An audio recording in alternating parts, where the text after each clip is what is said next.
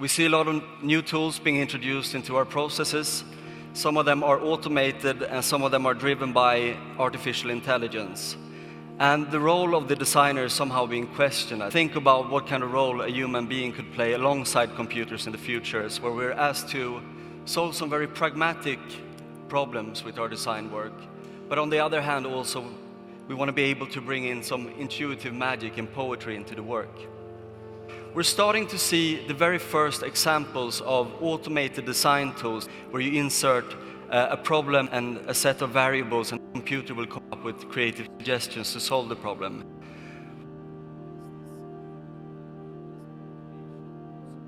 Technologies are continuously pushing our craft to evolve in new directions, and this will happen now as well.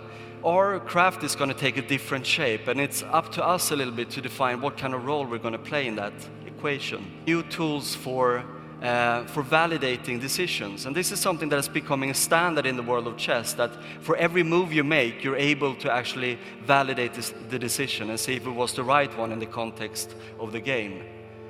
And it's quite easy to imagine that also in the world of design, that having these kind of features embedded into our design tools, that you can easily validate what we do. And the human being is there as a director of the game, choosing the high-level direction and making the critical decisions, also going against the computer when the human wants to. As we now move into this new era of computer-assisted design, this is where we're going to have to start looking for answers.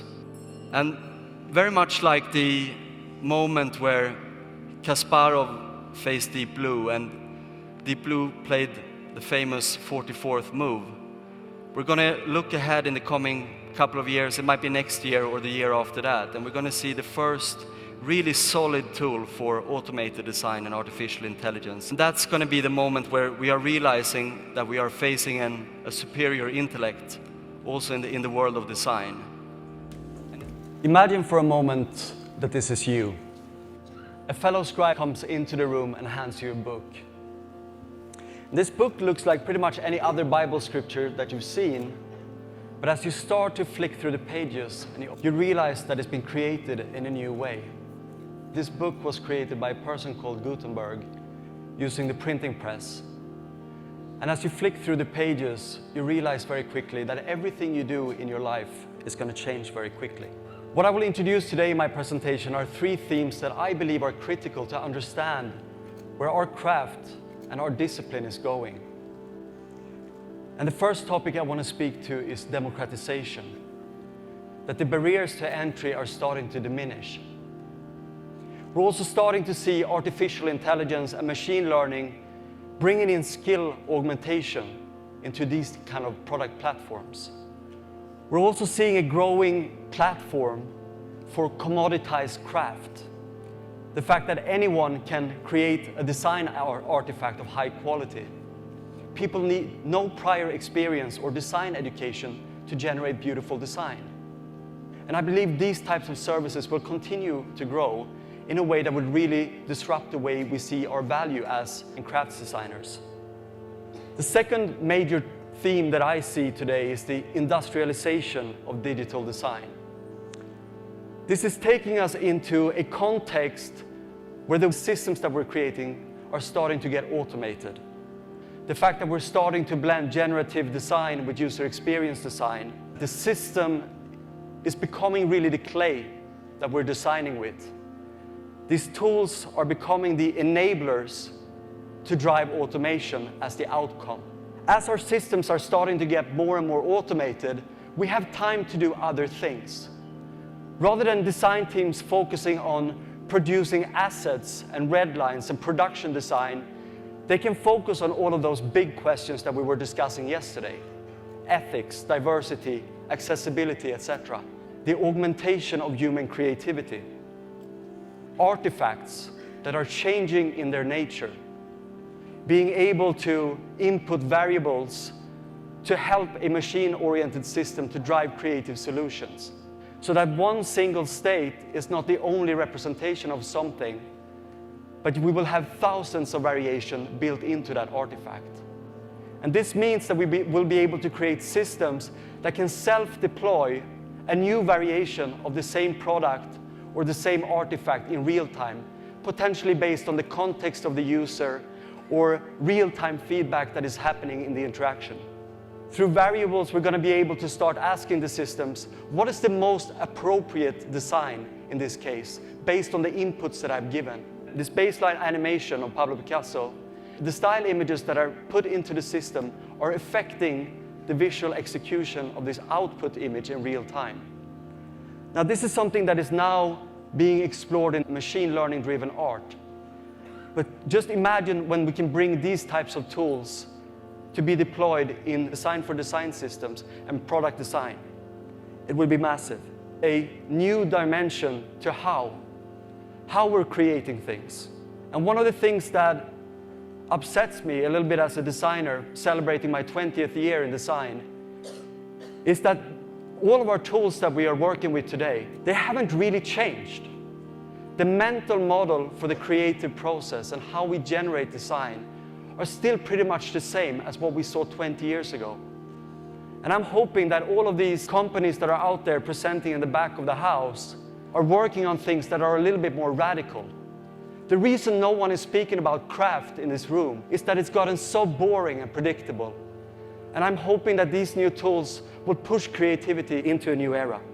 So going back to the scribe in the beginning, my belief is that we will see a similar situation in the coming years, where we will see a new product being created in a completely new way. Next up, we'll have a very interesting talk from a kind of maybe slightly unexpected direction. So if you compare the analogy between the chess engine and the chessboard and Figma, like what are the kind of features we can anticipate coming in the coming years? Well, maybe we will see plugins or features that give real-time feedback on the design moves that we're making as we're going through the design process. It might offer us challenges and prompts and give us different paths and simulate different directions based on the decisions that we're making. And also potentially providing autocorrection to our design. What are the different relationships between different types of creations that we're making? Look at, again, typographic shapes, map them in relationship to each other, and kind of list what areas on this space were unlikely versus likely solution spaces. Quantifying distinguished qualities to a design based on variables. And be able to ask yourself the kinds of questions that every designer wants to know, right? What is the best possible design? How far are we away from the optimum? And what is the single best design change I can make to improve it? In my talk today, I'm going to speak about the intersection that we see between design and creative AI. And essentially what I want to speak to is a kind of next chapter or a new era in the world of design that I refer to as an era of infinite artifacts. Now, the discussion around creative AI and artificial intelligence and design is not new. It's been part of the discourse and the narrative over the last decade or so. I did my very first presentation on AI and design in 2015, trying to make some connections between the world of chess and the world of design, speaking about Kasparov's game against Deep Blue in 1997. There were two main areas that I was interested in. It was the automation of mundane tasks, so boring tasks that designers shouldn't be spending any time on. And it was the augmentation of human creativity. And throughout all of these presentations, there was something there, but one integral thing was missing, and that was the technology itself. It just wasn't ready.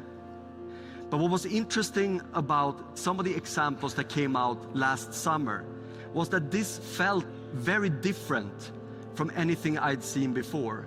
This actually had something about it that really delivered a new type of emotion, for me at least. It felt really human. It felt really evocative. There was an emotion injected into it, but the aesthetic and the storytelling also felt entirely new. Single prompts that can create almost any type of artistic, creative, design artifact in real time. Just the speed of this evolution has been absolutely insane to watch. There's an abundance of solutions, and the artifacts that can be generated are infinite.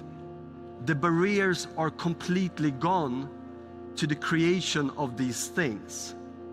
And I wanted to highlight 5 paradigms that I'm looking at in particular.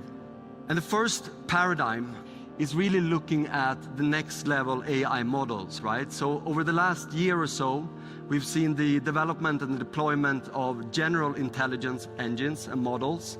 If you think about OpenAI's ChatGPT, if you think about Midjourney, and all of these applications, those are agnostic somewhat to the type of prompt you put into them. The next transition will be that we move towards specific intelligence. And this will be something that is applied to individual designers, to brands, essentially training an AI model to be a replica of the system or the person that is designing behind it. And we can imagine brands doing the same thing. They will have their own AI models applied to design language systems, to brand systems, and it might also be a portfolio that extends into design research. Qualitative insights from the field, synthesize those, bring them into an AI model, and then through a ChatGPT-like interface, essentially have a real-time conversation with your customers. Once we have these AI models in place, we're entering a space where synthetic design is going to be a thing, where we see the interaction between AI models and intelligent design tools that are co-creating with us in real time. Having human and artificial intelligence collaborating together in a unified process. We'll also start to see the systems that we're shaping behave in different ways. Sentient systems that are in some way or form organic life forms. So you can imagine in the future, if we're trying to design different design language system directions for a specific product, you might create 3 or 4 different variations of that design system. Some of those might be generated by an AI, and you have those 4 or 5 different versions deployed in real time, A/B tested automatically with the users, and then having the most efficient version redeployed and actually used in the long term. We're also going to be speaking a lot about the latent space. With Midjourney, you can essentially create from each prompt, you get 4 different options as a result. And then each one of those 4 images has 4 variations where you can kind of go deeper and continue to work on it. Imagine in the future if you're creating a product system or a design system or a component or an art piece, whatever, that you will have thousands of those variations. All possible solutions to a problem is visible in one space. Having a simulated outcome, and maybe you can also input specific criteria. If you speak about efficiency or efficacy, you'll be able to navigate a kind of visual graph that holds all of these different possible options. And of course, this is interesting in terms of thinking about finding the most optimal design, but it's also going to be interesting for provocations and doing the opposite. And one thing I read about quite often right now is that people are using ChatGPT to see what's obvious. So they input a prompt and they see what ChatGPT answers. And then you take that answer as the obvious outcome and you do the total opposite, so that you can keep an edge on the AI and do something that is unexpected. That type of mindset will be extremely important as we're starting to explore the latent space. Finally, we speak about an era of multimodal creativity where designers like us are going to be able to transcend different mediums. If the barriers to entry across all of these creative art forms that are out there is completely gone, that means that design is going to go to new places as well. Design is going to be impermeated into so many new things. Emotion is going to be at the absolute core of that. I believe that people all around the world are going to develop a kind of sensitivity to this synthetic design, synthetic creativity, and everything that's out there that is co-created with machines. So how can you actually get to real emotions in that space? I think that's a really important question. These are the kind of friction points and ideas that I think is really important to unpack and understand. We speak about this idea of making your mark. And that would be my message to all of you here as well. As we're entering this new era of infinite artifacts, of volatility and uncertainty, make sure that you go out there and try to make your mark. And that's my final message to you. Thank you.